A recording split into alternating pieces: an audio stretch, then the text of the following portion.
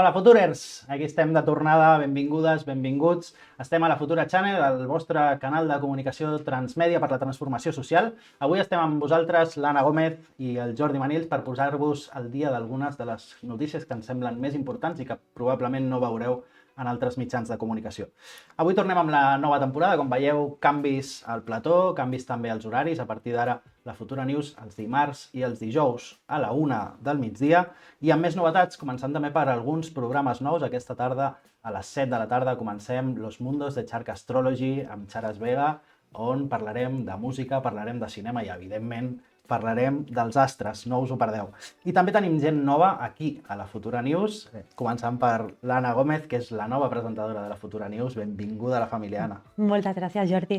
Doncs aquí estem i amb moltes ganes de treballar i de fer cosetes entre totes, així que ja sabeu que si voleu comentar el programa ho podeu fer a través de Twitch en el nostre chat i allà estarem atentes i us anirem responent a tots els comentaris que feu.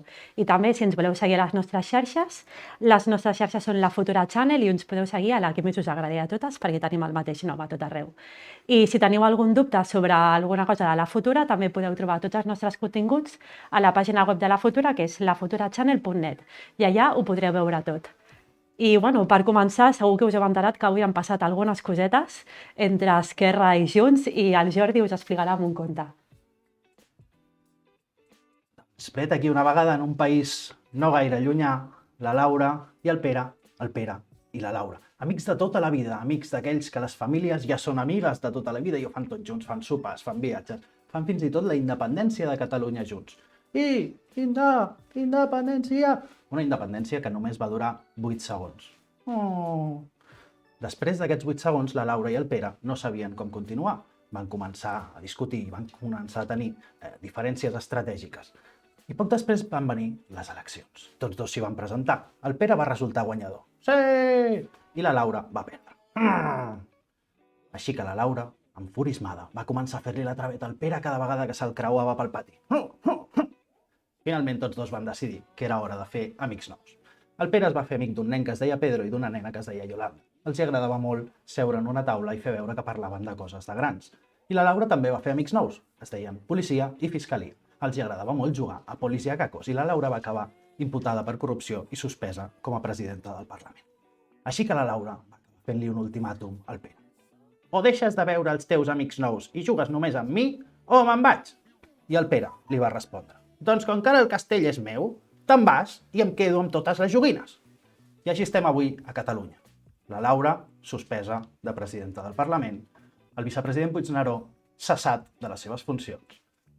El Pere, que segueix per casualitat de president, i els catalans i les catalanes que no sabem si tenim govern o no tenim govern.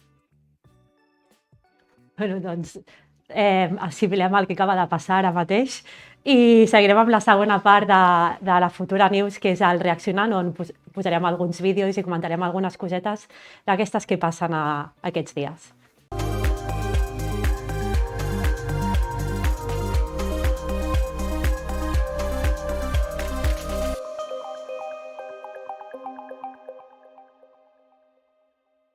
Y hemos conocido cuánto le costó de media a la sanidad pública cada ingreso hospitalario por COVID en el primer año de la pandemia. 5.822 euros por persona de media, por paciente.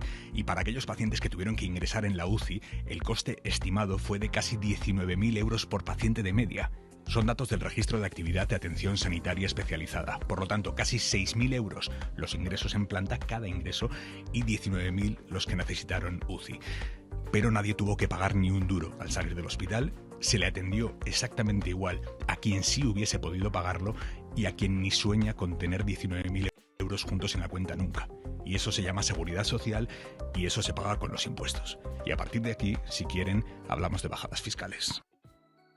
Bueno, doncs la Imara ens ha explicat molt bé, no?, per què serveixen els impostos, i és que els impostos no s'han de baixar, sinó que s'han de pujar a les persones que més tenen, perquè tots fem servir carreteres, tots caminem pel carrer, tots anem a l'hospital, tots anem al col·le, tots fem servir els instituts, i si no paguéssim impostos, totes aquestes coses no estarien a l'abast de tothom i no tindríem un món més igualitari per tothom, on tothom tinguem les mateixes condicions de vida, no? Sí, jo no sé quants dels que ens estan veient tenen 19.000 euros al compte corrent, imagino que no gaires, i per això serveix pagar impostos. I llavors, quan ens col·loquen aquesta idea de bajamos impuestos, o baixem impostos, que a Catalunya també, Junts per Catalunya està teoritzant el mateix, quan volen eliminar l'impost de patrimoni. L'impost de patrimoni el paga l'1% dels catalans i catalanes més rics. 16.000 catalans i catalanes que tenen fortunes de més de 2 milions d'euros. Més de 2 milions d'euros, aquests són els que paguen. No sé si algú dels que ens està veient té més de 2 milions d'euros, si els teniu, convideu-nos a la piscina, però crec que la majoria social de Catalunya no té aquests diners i, per tant, no s'ha de preocupar de l'impost de patrimoni. Crec que és just que hi hagin impostos que facin que la gent que més té i també que la gent que més contamina paguin més, contribueixin més i que puguem disposar d'un estat del benestar, d'uns serveis públics potents, la majoria social del país. Si us sembla, passem al segon tema d'avui, que és un No hay vídeo de Ramon democracia en Sampedro. España, pero fuera tampoco. ¿Dónde está la democracia? Es que por ejemplo, se concibe la votación del pueblo italiano por un señor como Berlusconi. Es que después de demostrarse que el ataque de Bush a Irak por unos medios de destrucción masiva, según él decía, era una mentira y aquello era inaceptable por completo, se reelige con votación a Bush. ¿Es que la gente está loca? No, es que está manipulada. La opinión pública no es la opinión pública, no es el resultado del pensamiento reflexivo de la gente. Y eso pasa por dos razones. Una, porque no estamos en general educados para pensar, eso que exigía yo antes, del pensamiento propio, del pensamiento crítico. La gente no razona, no piensa. Ahora mismo, frente a unas elecciones, la gente no piensa, no hace una razón, no hace un análisis, un estudio racional, decir esto es mejor, esto es peor. No, se hace sobre todo por razones viscerales, por las características del que habla, por la voz que tiene, por las mentiras que cuenta y se aceptan, etc.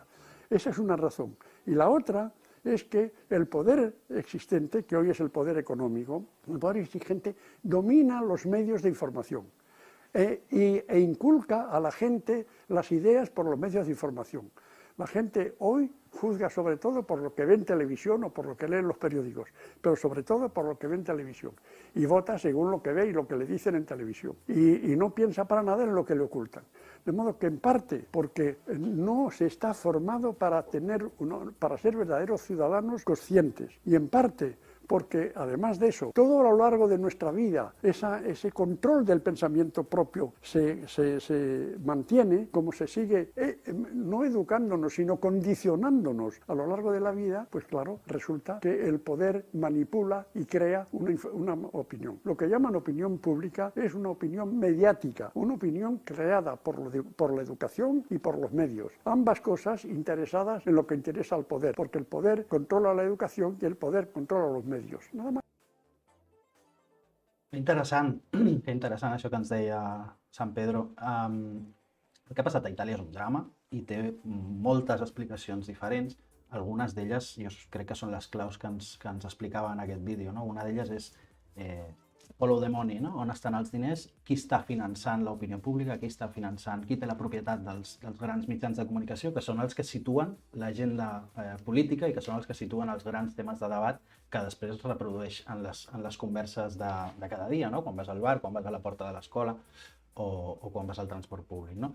Aquests temes de debat els estan situant grans grups mediàtics que són propietat dels grans oligarques, no? Dels grans poderosos, que són els mateixos que tenen les grans companyies i que tenen els interessos econòmics i estratègics del país controlats. Per tant, acaba sent una terna molt perillosa, aquests empresaris, amb aquests mitjans de comunicació, amb els seus braços polítics, que al final estan únicament al servei dels interessos d'aquest poder, no? Això és el que ha passat a Itàlia. Això és també, en bona mesura, el que passa a Espanya o el que passa a Catalunya.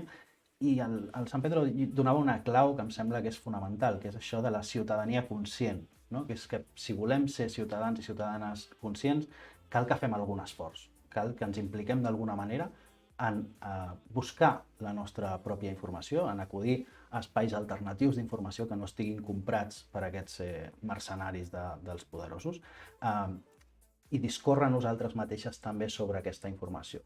tenir una postura crítica sobre qualsevol informació que ens arribi i reconvertir així l'agenda i el debat públic en una cosa més plural i més democràtica. No? Sí. Per això serveixen també, no, tots els mitjans aquests que estan sortint de verificació de notícies, no, que fan una feina molt bona, sobretot perquè el que es dedica és l'extrema dreta és a difondre bulos. I crec que una altra cosa també de les que podem aprendre del que ha passat a Itàlia és que l'esquerra el que ha de fer és prevaldre unida i lluitar contra l'extrema dreta i no presentar-se per separat en unes eleccions perquè és el que els hi fa més bé a l'extrema dreta. No? O sigui, tot el que ha passat a Itàlia és una lliçó que hem d'aprendre, sobretot aquí a Espanya, on també veiem que l'extrema dreta cada vegada té un auge més gran i que l'únic que podem fer és prevaldre unides i lluitar contra aquesta desinformació per poder fer un ús correcte del nostre vot, del nostre pensament i poder situar-nos bé. Hi ha un perill encara més gran que l'auge de l'extrema dreta, que és que la dreta acabi sent l'extrema dreta, no? A Itàlia, aquesta coalició d'extrema dreta que ha guanyat les eleccions la formen 3 partits, 2 que els considerem obertament feixistes, no? El de Meloni i el de Salvini, però hi ha un tercer partit, que és el de Berlusconi, que teòricament són demòcrates i conservadors, i de fet formen part del Partit Popular a Europa. Són el Partit Popular a Itàlia i estan amb aquesta coalició d'extrema dreta perquè han comprat absolutament totes les idees, tot el relat de l'extrema dreta contra els drets humans més fonamentals. I que el Partit Popular, que suposadament és una organització molt de dretes, però suposadament democràtica, compri aquest relat, és un perill absolut per la democràcia. I aquí, a Espanya, estem veient exactament el mateix. Estem veient com Feijóo pacta constantment amb Vox, de fet ja governen junts 2 comunitats autònomes, i com diuen que estan disposats a governar amb ells a moltes altres comunitats i a molts altres ajuntaments. Aquest és el perill de veritat. A mi Vox em fa molt de respecte i els hem de combatre obertament, però si el PP acaba comprant aquestes idees, sí que la nostra democràcia entra en una situació de perill crític, no? I per tant crec que hem d'aturar també el PP, aquesta dreta o aquest centre-dreta, com l'anomenen alguns, perquè no comprin aquest relat contra els drets humans i que a més l'estan venent en els seus mitjans de comunicació, com explicàvem abans, no? I a més, parlant d'això, o sigui, hi ha moltes vegades, en molts llocs, que el PP ja no es diferencia del que és Vox. Podem parlar d'Ayuso, podem parlar del Biol, i el Biol PP no és. Està clar que és de Vox, no? Perquè les seves polítiques són completament a extrema dreta. I està clar que hem de fer alguna cosa. S'ha de fer alguna cosa. Hem de fer alguna cosa, ser ciutadania conscient, combatre el feixisme, combatre el racisme, sortir al carrer, organitzar-nos i no deixar-los passar mai més. Jo crec que tenim una tercera peça del Reaccionant, no sé si la podem veure ara en pantalla. Aquí la tenim. Doncs, sorpresa, Shakira enviada a judici per als delictes fiscals. Sorpresa. Deu uns quants diners, no? Què ha passat aquí? Jo crec que ha passat el que ve passant en aquest país d'una forma massa normalitzada, no? Que és que els rics se n'enriuen a la cara de tots els altres, no?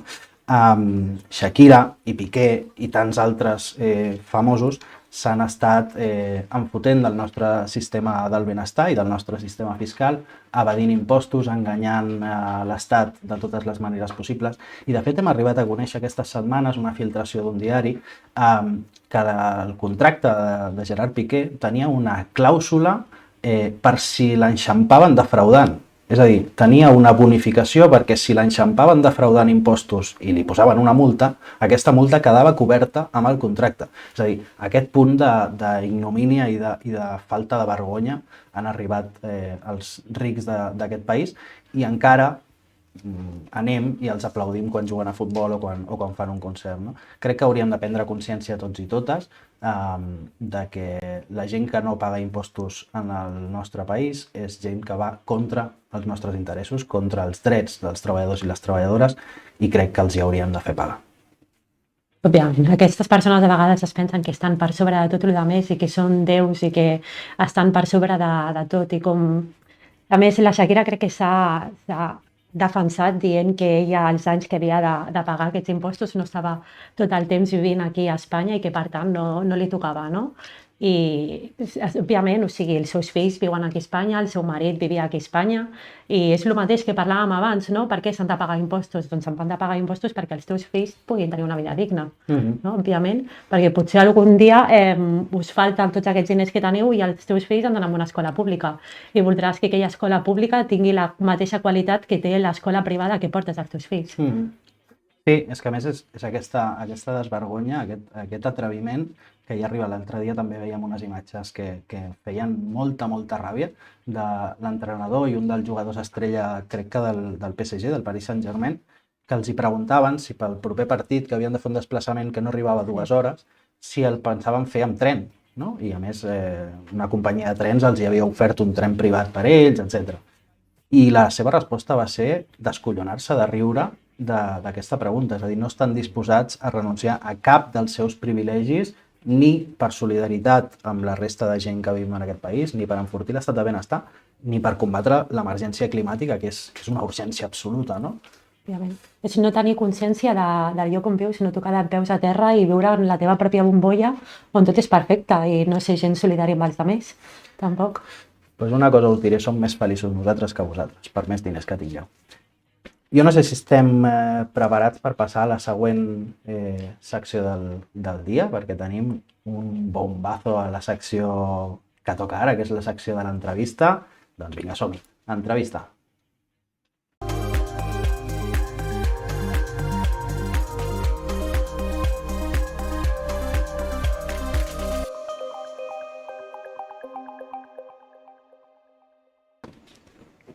Estem ja amb el xerrant tranquil·lament. Avui tenim amb nosaltres el Ruben Hood. Darrere d'aquest nom tan suggerent tenim un activista digital, ja l'esteu veient en pantalla.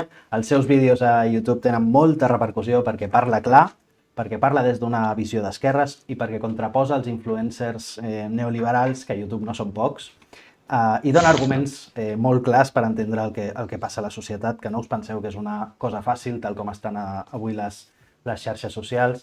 Benvingut, Ruben Hood, bienvenido a la Futura Channel, Rubén. Esperamos que te sientas como en casa y nos hace mucha ilusión que estés aquí. Hola, gracias por la invitación. Hola Rubén, ¿qué tal estás? Bueno, primero de todo, antes de empezar, ¿no? Queríamos felicitarte por el enorme trabajo que haces en redes sociales y también, bueno, pues preguntarte qué te motiva, ¿no? a trabajar en las redes, a difundir el contenido que haces. Pues bueno, la motivación principal es pues añadir un poquito, pues poner mi granito de arena en el luchar contra esta sociedad caótica y destructiva que es la sociedad en la que nos encontramos, con esta ideología neoliberal del crece o muere, ¿no? Y pues que crea todo este tipo de desigualdades, todo tipo de jerarquías y que hay que combatirla, ¿no? Y principalmente eso, las desigualdades, las injusticias. Y la segunda, pues también darle el activismo le da un sentido a mi vida, quieras o no, ¿no? Porque hay mucha gente, el otro día hablábamos en un directo sobre el tema de la alienación laboral, ¿no? Y de cómo mucha gente se siente perdida o descontenta con su trabajo, y en mi caso esto pues también le da un sentido a mi vida. Claro, es que esto es importante. Tú trabajas solo desde casa, pero tú trabajas para darle voz y darle eco a medidas que luchan los movimientos sociales, los colectivos, desde muchos frentes, desde las calles, y mucha gente en plural, ¿no? Entonces, ¿tú te sientes como que formas parte de estos colectivos y de estos grupos, aunque tú lo hagas desde la soledad de la pantalla, ¿no? ¿Te sientes parte de todo esto? Sí, intento darle voz a las diferentes tendencias dentro de la izquierda. O sea, me considero como un activista heterodoxo, intento no encasillarme estrictamente en una tendencia de izquierda concreta, intento crear, pues, después de lo que estabais hablando sobre el tema del ascenso del fascismo en Italia, creo que es más necesario que nunca un frente, y que ese frente involucre a sindicatos, movimientos sociales, partidos políticos de izquierda, para hacerle frente a pues este ascenso del fascismo.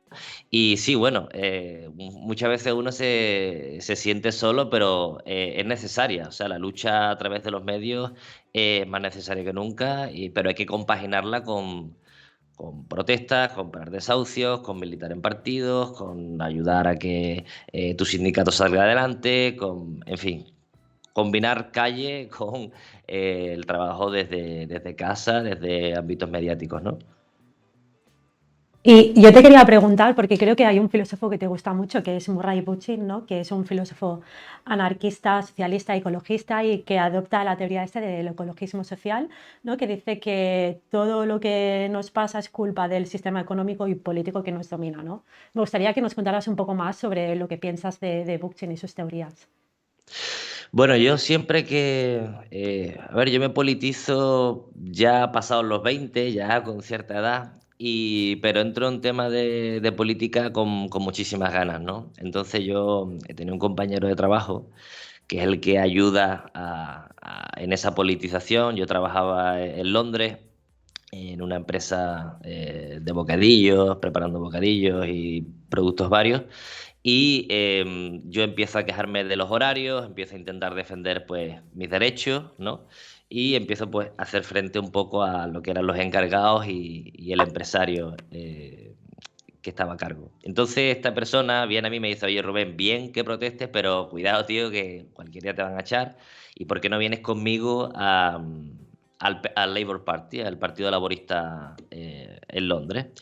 Entonces empezamos a tener un montón de conversaciones sobre temas políticos. Y yo decía que él es actualmente socialdemócrata, y yo como que creía que eso no era suficiente, como que había que ir más allá. Entonces me decía: ya Rubén, pero fíjate lo que pasó en la URSS, ¿no? Empezamos a hablar de todos estos temas, y yo me quedaba con que la socialdemocracia no era suficiente. Entonces, cuando yo veía, o cuando veo actualmente, solo una crítica al capitalismo y no hay nada propositivo detrás, me decepciona bastante, ¿no? Es como que faltan propuestas para intentar superar el sistema en el que nos encontramos, y Bookchin es el que realmente dio o por lo menos en mi caso, el que da con la tecla, ¿no? Porque reúne un poco lo que es lo que dividió a la Primera Internacional, que era Marx y Bakunin, ¿no? Esas dos tendencias, una más o sea, provocar la transformación social a través del Estado, y la otra no, una autoritaria y la otra antiautoritaria.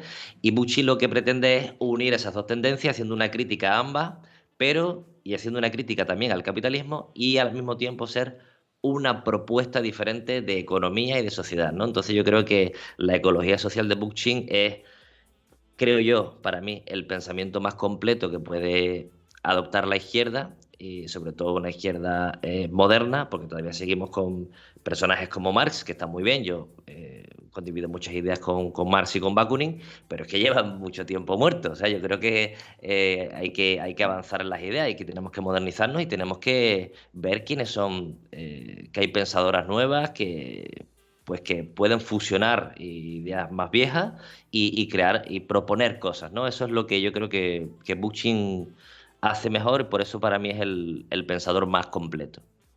Cuando hablamos de todo esto, a mí no se me deja de pasar por la cabeza el concepto de hegemonía, ¿no? Porque al final nosotros podemos pensar muchísimo, pero si el 99% de la sociedad solo recibe información o estímulo de debate crítico por los medios de comunicación convencionales, que ya hablábamos hace un momento de quiénes son los propietarios y de cómo funciona el mundillo, pues no nos sirve de mucho, ¿no? Entonces la idea es conseguir la hegemonía, y para eso hay que revertir el panorama mediático actual, ¿no? O sea, ¿cómo ves tú el panorama mediático actual, la mugre que hay en los medios de comunicación y la explosión de nuevos medios culturales, políticos, sociales a través de las redes sociales, y las batallas culturales que se pueden dar a través de estos nuevos medios, ¿no? O sea, bueno, yo creo que lo que ha pasado a raíz de los audios, no solo de los audios, sino muchísimas filtraciones. No sé si os recordáis ese fragmento, lo que parece como una especie de cámara oculta. Están grabando, fue en Antena 3, que era en el año 2015, 2016. Estaba Álvaro Zancajo dando una noticia, que era presentador de Antena 3. Y se ve a él y a la otra presentadora diciendo de aquello de oye, nos van a dar pero bien, ¿eh? Mientras daban una noticia sobre Venezuela y Podemos y la CUP y la ETA. Era todo un mix ahí perfecto, un mix completito. Y todo eso ha sido el pan de cada día en informativos y se presentaban como noticias neutrales que al final han acabado repercutiendo en partidos como Podemos, pero no solo. Movimientos de ocupación, cuando se hablaba de temas de desahucio, se ha derechizado ese discurso para ahora hablar de la ocupación. ¿Por qué? Porque si tú repites lunes, martes, miércoles, jueves y viernes la palabra ocupa y ocupación, acabas creando miedo en la gente y acabas creando un posicionamiento reaccionario en la gente.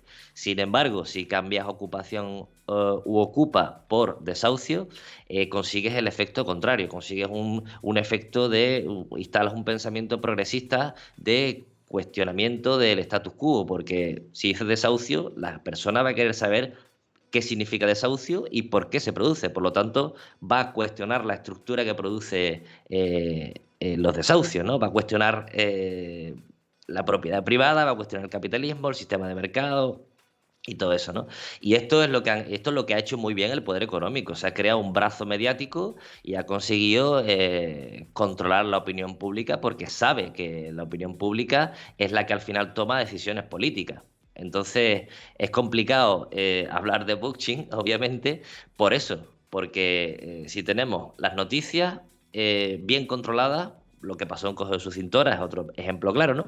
Lejos de ser un bolchevique radical, Jesús Cintora lo único que hacía era dar las noticias, intentar ser lo más neutral posible, pero claro, Jesús Cintora hablaba de las corruptelas del rey, hablaba de las corruptelas de la monarquía, hablaba de las corruptelas del PP, y claro, eso no podía pasar. Entonces, el PP, con Tornero, con De Gea y demás, crean este plan perfecto para quitar a Cintura de en medio porque le estaba quitando audiencia a Antonio Ferreras, que después se ha demostrado, después si queréis lo comentamos, el tema de los audios, ¿no? Entonces, tenemos ese poder mediático que además tenía por ahí el dato, que creo que eran 3 horas y media o algo así de media, que es lo que consume la gente más o menos de media la televisión, ¿no? Entonces tenemos una gran cantidad de tiempo que la gente ve un tipo de contenido que está controlado por el poder económico y que va en contra de sus propios intereses, contra los intereses de la mayoría. Eso por un lado, y por el otro, claro, es súper necesario crear espacios alternativos como este, ¿no? En el que podamos decir las cosas tal y como son o como creemos que son, ¿no? Por lo menos hacer un análisis crítico de la realidad y, o sea, sin esto es que no tenemos ningún tipo de posibilidad. O sea, hay que dar la batalla en todos los sitios, desde partidos políticos, sindicatos, movimientos, en unión en la unión de crear un espacio mediático más o menos conjunto que vaya desde lo progresista a lo más revolucionario e intentar crear pues un mix que ayude a combatir ese brazo tan potente que tiene el poder económico. ¿Y crees que los movimientos sociales que están surgiendo en contraposición, ¿no?, de todo el poder mediático y tal, como por ejemplo, como hace años surgió el 15M o ahora todo el movimiento feminista, está teniendo de verdad algún tipo de repercusión dentro de los gobiernos de izquierdas actuales, dentro de los municipios, comunidades o en el gobierno central? ¿Que de verdad estos movimientos sociales que salen de la calle sirven para algo? Clarísimamente, o sea, fijaos en el ataque tan brutal que recibe día sí día también, por ejemplo, la ministra de Igualdad, Irene Montero, ¿no? O sea, es un ataque constante. De hecho, hablabais antes de la creación de estos monetizadores de odio y aprovecho para darle publicidad al vídeo que ha hecho un compañero nuestro del colectivo Cuello y Largo. Ha subido un vídeo ayer o antes de ayer hablando de estos monetizadores de odio y hablaba precisamente de eso, ¿no? Que la mayoría de estos monetizadores de odio, de estos creadores mal llamados de derecha, porque no son de derecha, son reaccionarios, y la mayoría, si analizáis la mayoría de los vídeos que hacen, tienen una base antifeminista. Por lo tanto, es una muestra clara de que el feminismo es necesario para la transformación de este sistema que queremos combatir. Y claro, Irene Montero representaría pues el diablo en persona para el sistema, ¿no? Para el patriarcado, que es el que está en el corazón del sistema capitalista. Hay que crear, obviamente, los movimientos tienen que crear, yo, bajo mi punto de vista, como decía antes, que soy más heterodoxo, creo que hay que crear una unión que una sindicatos, movimientos y partidos. Es necesario que esa unión se cree para que podamos ser más fuertes y que avancemos de forma conjunta, tenemos que golpear al mismo tiempo, porque creo yo, si no vamos todas al mismo sitio o no golpeamos todas al mismo sitio, si no nos unimos, las luchas se separan, y si peleamos por separado, también morimos por separado, el poder lo tiene más fácil. Al hilo de esta última reflexión que haces, ¿cómo se conjuga esto con un gobierno formado por partidos que se reclaman de izquierdas y que generó una enorme ilusión en grandes capas de la sociedad por ser el primer gobierno de coalición, donde la izquierda, más allá de la socialdemocracia, formaba parte del gobierno, etcétera?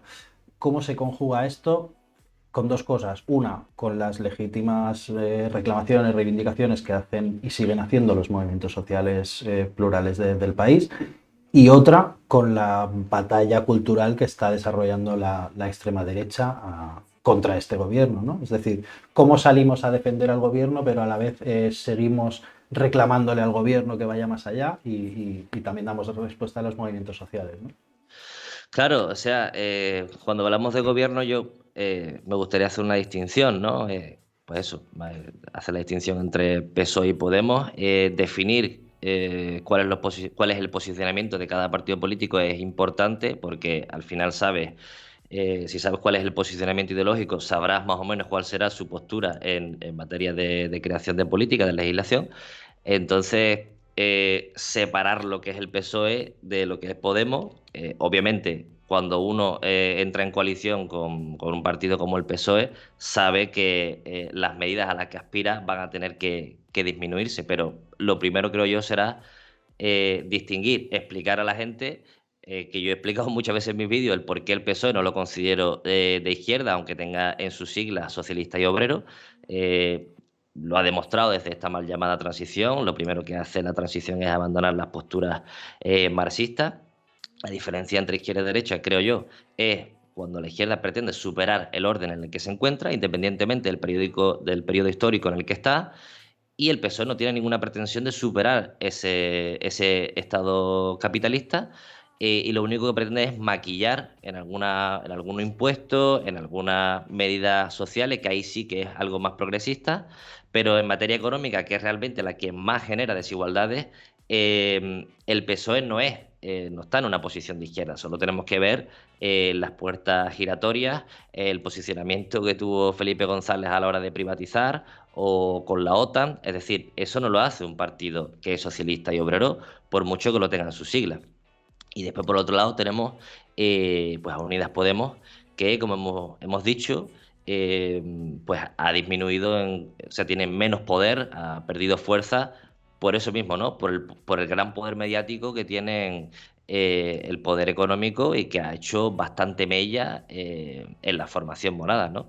Pero lo primero es hacer esa distinción y no casarse con nadie, ¿eh? Ojo, o sea, se puede simpatizar con un partido político, el que sea, pero manteniendo tu posición. O sea, mis valores y mis ideas son las que son, y si yo creo que en algún momento esto no me está llevando a ningún sitio o no estoy de acuerdo, hay que decirlo. No hay que ser hooligans, ¿no? Mantener siempre el pensamiento crítico para poder avanzar. Por ejemplo, con lo de la reforma laboral de Yolanda Díaz, ¿no? Que fue, eh, a ver, no se perdieron derechos, pero fue muy tibio, ¿no? Fue algo muy tibio, y se dice y se critica y no pasa nada, ¿no? O sea, hay que mantener esa presión social, porque si no, claro, si Podemos sigue perdiendo diputados, el PSOE sigue ganando más espacio, al final gana el poder económico, ¿no? Entonces, creo yo, es muy necesario mantener la radicalidad del discurso y decir la verdad, como decía Julián Guita, ¿no? Hay una de las cosas que decías ahora al final, que es si Podemos sigue perdiendo diputados por el desgaste que supone, ¿no? Comerte las contradicciones de gestionar el gobierno con el PSOE, ¿no? La idea de recuperar el Frente Amplio desde un espacio así más ciudadanista, ¿no? que está acuñando ahora Yolanda Díaz, puede ser respuesta a esto, o sea, y cómo los movimientos sociales deben seguir marcando de cerca esta nueva propuesta o incorporarse en esta nueva propuesta, ¿no? Siempre es este dilema de si pasas a formar parte de o te quedas fuera para marcar y presionar, ¿no? Todo dependerá del discurso, de las intenciones. Y todo, para ser más claro, todo dependerá de si Yolanda Díaz incluye o no a Podemos en ese proyecto. Porque al final el proyecto, la potencia del proyecto nace del 15M, es originario de las calles, que después un grupo de personas, Monedero, Pablo Iglesias, etcétera, supieron cómo darle una articulación institucional y ahí fue donde se agarró fuerza, ¿no? Después se une Izquierda Unida, otra, se forma la coalición, etcétera, etcétera. ¿Qué quiero decir con esto? Que si la estrategia es jugar a intentar profesionalizar el discurso, intentar ser más moderado para agarrar a más posibles votantes del PSOE, yo creo que ese proyecto tiene todas las de perder. Uno, si no mantiene la radicalidad del discurso, que es lo que yo creo que se tiene que mantener en primer lugar, y si no incluye a partidos políticos a la izquierda del PSOE. Y si la única intención que se pretende para gobernar es seguir siendo como mantener la coalición del PSOE como única estrategia, ¿no? O sea, yo creo que la izquierda tiene que ganar un poquito de autoconfianza, ¿no? Es decir, si tenemos que pactar en momentos concretos, sí, pero nosotros tenemos que presentar un proyecto político concreto y no disminuir en nuestro discurso, ¿no? Hablar de ecofeminismo, hablar de decrecimiento, de crisis energética, de cambio climático y no solo de impuestos, que es obviamente necesario, pero hay que mantener un discurso coherente y concreto, ¿no? Porque si no, si jugamos a hacer el PSOE lleva haciendo el PSOE 40 años. Nos quitan la patata, ¿sabes? ¿Y crees que el surgimiento de todos estos influencers que son como muy de derechas, todos estos streamers y, bueno, tiktokers y todo, que son muy de derechas, es una respuesta justa a todos estos, todas estas políticas de izquierdas que se están haciendo desde el gobierno? O sea, si es justo, a ver, depende. O sea, si depende del youtuber que cojas de turno, ¿no? Porque hay algunos que lo único que se dedican es a, a lanzar odio, básicamente, a parasitar contenido de otras compañeras o a criticar directamente a Irene Montero día sí, día también, como decía antes. O habrá liberales que hagan cierto, desde su ideología, desde su posicionamiento, críticas constructivas, si las queremos llamar así. O sea, que sí, pueden defenderlo lo que quieran. Lo que venía diciendo antes, si hay tantos youtubers que están atacando al feminismo con esa contundencia, es porque el feminismo está suponiendo un cuestionamiento de este status quo. De la misma forma que el poder económico ha atacado a ciertos partidos con esa contundencia, porque el poder económico no es tonto y la cultura tampoco. O sea, en el momento que hay un cuestionamiento siempre va a haber una reacción, ¿no? Y esto lo podemos ver desde el poder mediático, tanto en la televisión tradicional como estos nuevos youtubers, ¿no? Y ahora que hablas de la televisión tradicional, en concreto sobre el Ferreras Gate, ¿qué hacemos? ¿Qué hacemos con esto? ¿A qué cubo de la basura se tira esto? Porque es que ya no es que no hayan echado a Ferreras, ni ha dimitido, ni es que no ha dado ni una disculpa, ¿no? O sea, es que siguen como si no hubiera pasado nada. Eso sí, con unos pinchazos de audiencia muy importantes. Igual por ahí es por donde les podemos meter mano. Sí, porque lo del Ferreras Gate tiene, a ver, su lado negativo y positivo, ¿no? El lado negativo es que, a pesar de conocer todo lo que ha pasado, ciertos partidos políticos han sufrido muchísimo por toda esta manipulación, que no solo el Ferreras Gate, yo creo que no solo involucra a Ferreras, sino involucra a bloques mediáticos enormes, involucra a presentadoras como Ana Rosa, Eduardo Inda, Ana Terradillo, o sea, es que es todo, ¿no? Es como hay un estado corrupto detrás del poder mediático tremendo. Entonces, lo del Ferreras Gate, la caída de audiencia, yo creo que esto es un ejemplo de cuando la izquierda se une bajo un paraguas concreto, bajo una premisa, bajo una lucha concreta, golpeamos al mismo tiempo, podemos hacer mella en el poder económico, ¿no? Y el Ferrera Gate es un ejemplo muy concreto, porque nos hemos pegado 2 meses, al menos, hablando y mencionando a Ferrera, hablando de la cloaca mediática, yo en mi caso haciendo vídeos, otro haciendo tweets, otro post de Instagram. O sea, es como que ha sido una coordinación espontánea de la izquierda en contra de estas cloacas mediáticas, ¿no? Y esto es como, esto es lo que yo hablo cuando luchar por el relato, ¿no? Si luchamos por el relato, intentamos ganar ese relato, unificar ese relato, podemos hacer mella. Si cada uno golpea de formas diferentes y a diferentes tiempos, no estamos sincronizados. Y lo del Ferrera Gate es un ejemplo de cuando nos sincronizamos podemos hacer daño. Ha dimitido Tornero. Las audiencias de Ferrera han caído. La Sexta Noche cambia a La Sexta Explica. O sea, quiere decir que La Sexta perdió prestigio. Eso por un lado, porque hemos focalizado toda nuestra energía en un punto concreto y al mismo tiempo algunos programas, como por ejemplo La Base de Pablo Iglesias, ha sabido bien cómo hacer palanca contra ese Ferreras Gates, ¿no? De hecho, creo que estaban poniendo esta mañana algunos resultados de la visibilidad que está teniendo el programa y en varios, creo que hubo 2 días en los que superaron al Rojo Vivo, ¿no? Un simple podcast de YouTube, pero saber cómo conjugar, cómo entender ese posicionamiento económico, o sea, ese posicionamiento político, cómo luchar contra lo que está pasando, en este caso el Ferreras Gate, es vital. Y hablando otra vez de La Sexta Noche, ¿no? Tú junto a Julián Macías de Pandemia Digital habéis contraprogramado, ¿no? La Sexta Noche. ¿Con qué intención lo habéis hecho? ¿Qué queréis conseguir con eso? Pues bueno, es un poco en la línea de lo que decía antes de La Base, ¿no? Julián es también creador de contenido, yo también. Pues la idea es utilizar La Sexta Noche como palanca para darle salida a nuestro contenido, ¿no? En este caso, el de Pandemia Digital. Es una forma de resistencia mediática, ¿no? Una forma de luchar por ese relato, por intentar plantar batalla en esa batalla cultural, ¿no? Y Julián se le ocurrió la idea de empezar a contraprogramar a La Sexta y a mí se me ocurrió contraprogramar a Todo es Mentira, ¿no? El programa de Risto Mejide y los martes hago un directo y aprovecho y hago publi también. Los Adelante. martes por la tarde a las 7 y el programa se llama Todo es muy burdo, pero vamos con ello. Y tratamos pues diferentes temáticas que no tienen por qué ser actualidad política. De hecho, el martes pasado hablábamos de el trabajo asalariado y las consecuencias en salud mental que acarrea el trabajo, ¿no? Analizamos más en profundidad lo que era el trabajo, pero la idea es esa, ¿no? Intentar contraprogramar, crear otro tipo de contenido en base a lo que hay en la televisión tradicional, ¿no?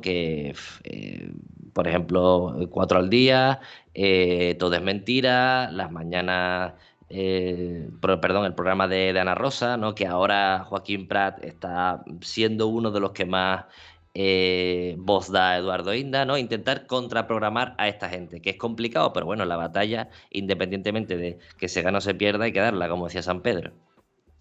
Estoy casi por preguntarte uno, por Risto, por Ana Rosa, por Joaquín Prat, porque es que de cada uno habría para hacer un podcast completo, ¿no? Total. Es que O sea, el es panorama que que tenemos es desolador. esta gente, yo cuando lo veo, genera impotencia, ¿no? Genera impotencia porque dice, joder, es que están mintiendo sabiendo que mienten, ¿no? Y después otros periodistas que se consideran de izquierda que son capaces de sentarse al lado de Ferrera. Dice, tú, joder, tío, sentarte al lado de Ferrera después Ese es un de... debatazo, Rubén. Sí, sí. ¿Tenemos que estar en esos espacios o hay que abandonarlos? Porque si no vas a ese espacio, nunca tendrás una tribuna potente para explicarte, pero si vas, estás blanqueando al formato corrupto de cloacas de Ferreras, ¿no? Yo me guío por qué es lo más éticamente correcto, independientemente de ganar o no el relato. En este caso concreto, yo personalmente no iría. Yo no me sentaría con Ferrera. O sea, no podría hacerlo. personalmente. ¿Es un debate abierto? Bueno, no todo vale. No todo vale y a la vista está que no, tampoco es que necesitemos los medios realmente, porque es que los dominan todos, ¿no? Y se pueden crear medios alternativos. Un ejemplo de ello, como repito, es La Base, es vuestro canal. O sea, se puede hacer resistencia desde fuera o intentar hacerla desde fuera, ¿no? O por lo menos no sentarte con gente que está estrictamente marcada como Ferreras, ¿no? También da un poco de miedo que todo el mundo pueda tener voz, porque bueno, ahora que existen bueno, todos los podcasts, TikTok, sobre todo los niños que son como más susceptibles a no poder diferenciar una opinión de la otra, ¿no? ¿Cómo podemos abordarlo de eso? Porque a veces yo veo, bueno, gente muy joven diciendo barbaridades por internet. Y se tendría que hacer un poco de filtro con eso, o ¿cómo se podría tratar? Antes habéis puesto el fragmento de San Pedro y yo creo que viene al caso, ¿no? Además, el tío lo dice con una tranquilidad tremenda, ¿no? Dice, se entiende que un país como Italia vuelva a votar a Berlusconi y si es que la gente está loca, no, está manipulada. Y también apunta a la educación, ¿no? Y dice, no nos crían para tener pensamiento crítico. No, no es tanto las plataformas que también, ¿no? Las plataformas ayudan a que ese pensamiento crítico a veces se genere, se cree, pero en otros casos todo lo contrario, ¿no? Entretener a la persona con vídeos de risa, con esto, lo otro, entonces hay que jugar un poco con esa, pero yo creo que la educación aquí es clave. Y hay que también hacer una crítica, incluso desde la izquierda, porque hablamos de educación pública, pero no estamos cuestionando qué tipo de educación. O sea, si analizamos en profundidad la educación, yo recomiendo aquí un documental que se llama La educación prohibida. Es un poco largo el documental, pero son varios profesores con una óptica libertaria, libertaria socialista, obviamente, que analizan con una postura crítica lo que es el sistema educativo, ¿no? Y pues eso, el sistema educativo no nos enseña a tener pensamiento crítico. De hecho, las primeras asignaturas que atacan son asignaturas que tienen que ver con el campo de las humanidades, como filosofía, ética, ¿no? Porque no las consideran productivas, no las consideran útiles. ¿Y no las consideran útiles a qué? Al mercado laboral. O sea, a ti te empujan desde primaria, secundaria, bachillerato, universidad, a entrar por el embudo del mercado laboral.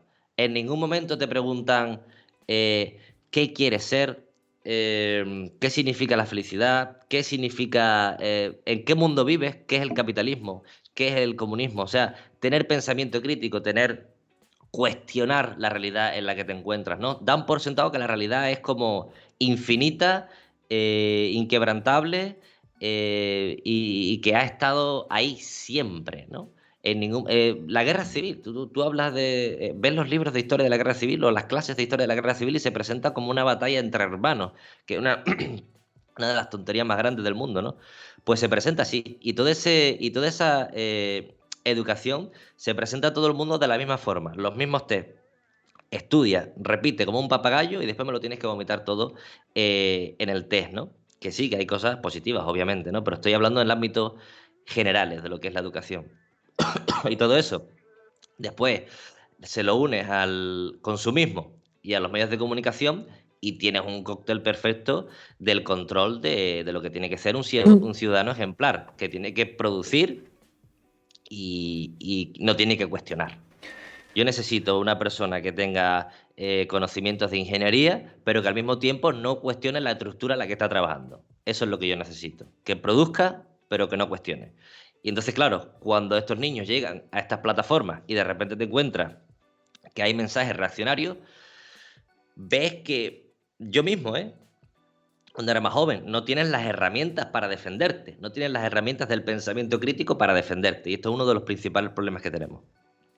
Y sabiendo todo esto, es decir, sabiendo que el sistema está tan bien montado a favor de los que mandan, ¿no? A favor de los que tienen el dinero en el mundo, ¿cuál es nuestra alternativa? Porque más allá de los canales de comunicación transmedia, de la lucha digital que estamos dando desde muchos espacios, es verdad que hay una parte importante de la población a la que no somos capaces de alcanzar, ¿no? Que es esta parte de la población que tú explicabas ahora también, ¿no? Que está entrenada por el sistema para ir a trabajar, no cuestionarse demasiadas cosas y consumir televisión convencional cuando llega a casa. ¿Cómo rompemos la barrera para llegar a esta gente y tratar de debatir con ellas y con ellos de la posibilidad de construir algo diferente? Esto es muy complicado. Yo aquí te digo lo que puedo, lo que, a ver, la teoría, ¿no? Porque aquí al final, si queremos trazar un plan, un cambio, se necesita de la teoría, ¿no? Se necesita unidad política, en primer lugar, y con unidad yo entiendo unidad política y teórica. O sea, ¿qué hacemos? La izquierda se tiene que sentar en una mesa y decir cuál es nuestro plan, hacia dónde vamos. No se puede hablar de viva la república sin entender qué es la república, qué tipo de república queremos. Más democrática, menos, qué papel tiene el ejército, qué papel tienen los municipios. O sea, hay que hablar de lo concreto. Eso es algo que a mí me encantaba mucho de Anguita, ¿no? Que él decía, yo no quiero hablar de la Segunda República y lo último que me interesa es cambiar la jefatura del Estado, ¿no? Eso es lo último. Aquí lo que hay que hablar es de cuál es el plan, hacia dónde vamos, ¿no? Y yo creo que eso es importante, que sindicatos, no solo partidos políticos, sindicatos y movimientos de base de izquierda se tienen que sentar y trazar un plan político. Eso entiendo yo por unidad. Por eso, por lo que decía antes, ¿no? El ejemplo de Ferrera. Hubo una unidad concreta en torno a Ferrera, en torno a los audios, a todos los audios que se estaban filtrando. Como hubo unidad en lo mediático, en lo político incluso, conseguimos empujar un poco la balanza hacia nuestro lado, ¿no? Y eso es lo que necesita la izquierda, pero, a ver, todo esto es muy utópico, ¿no? Generar una unidad teórica en lo político y en lo práctico es muy complicado. Eso por un lado, es lo que yo creo. ¿Y qué palabras se podrían utilizar?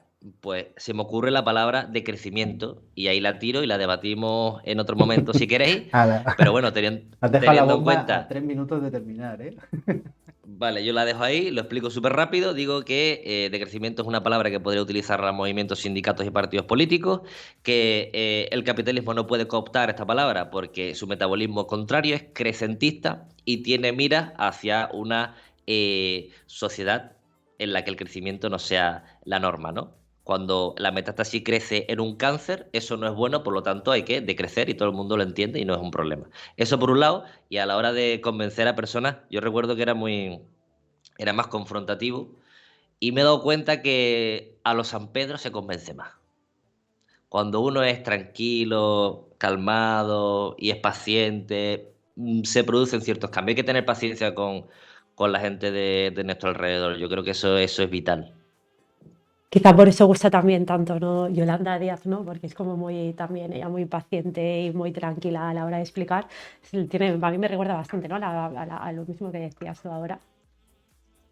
Sí, ella es una oradora muy tranquila y además el otro día hizo un discurso buenísimo en el Parlamento, que creo que se hizo viral por eso, por la contundencia, ¿no? En plan, daba datos concretos, además arrinconaba, creo que era del PP, no recuerdo el nombre, y él se reía porque solo tiraba una sonrisa porque es que lo estaba dejando fatal, ¿no? Lo estaba dejando fatal, pero calma, ¿no?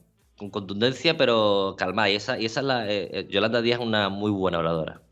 Yo creo que esa es la forma, creo yo, de atraer más a la gente, más que de forma confrontativa, porque cuando atacas a una persona la cierra. O sea, y ya no quiere seguir conversando. Pero si tiras una semillita, lo mismo recoges algo. Rubén Hood, estamos a punto de terminar. Os hemos dejado, el equipo de La Futura os ha dejado en el chat el enlace para el documental del que hablaba Rubén hace un momento, para que lo podáis visitar y ver cuando queráis. Y la última, Rubén, a mí me gusta siempre terminar así. Dinos algo positivo, danos un mensaje optimista para la esperanza, para que todos estos males de los que padecemos, que hemos comentado, tienen solución. Claro que tienen solución. O sea, la izquierda tiene que militar o tiene que hablar de esperanza, tiene que hablar de la creación de un mundo nuevo, tiene que hablar de utopía, tiene que hablar de, pues no sé, que esa dirección hacia la utopía puede ser pues amarga, pero al mismo tiempo puede ser muy satisfactoria, ¿no? Cuando se alcanzan ciertas batallas, cuando se consiguen ciertos derechos, pues todos los celebramos, ¿no? Y hay que ir con esa. No podemos. Ayer precisamente hablaba de eso con mi compañera, ¿no? Que hablábamos de ecoansiedad y tal. Y dice, oye, de vez en cuando hay que poner noticias buenas, ¿no? Porque si no, no podemos estar bombardeando a la gente solo con noticias falsas, ¿no? Y entonces cuando conseguimos algunos derechos hay que celebrarlos, ¿no? Yo creo que esa es nuestra lucha, no pretender que las cosas van a cambiar de hoy a mañana y celebrar esas pequeñas victorias y ya está, no se me ocurre otra cosa. Hay que seguir, o sea, hay que seguir la lucha y celebrar esas pequeñas victorias. Bueno, pues ya se nos está acabando el tiempo, así que muchas gracias, Rubén, por haberte conectado aquí con nosotros y también, sobre todo, muchas gracias por el trabajo de divulgación que haces en redes sociales, ¿no? Pues muchas gracias a vosotras por la invitación. Gràcies, ha sido un placer tenerte aquí. I hasta Bueno, pronto. hasta pronto. Bueno, doncs fins aquí hem arribat ja, no?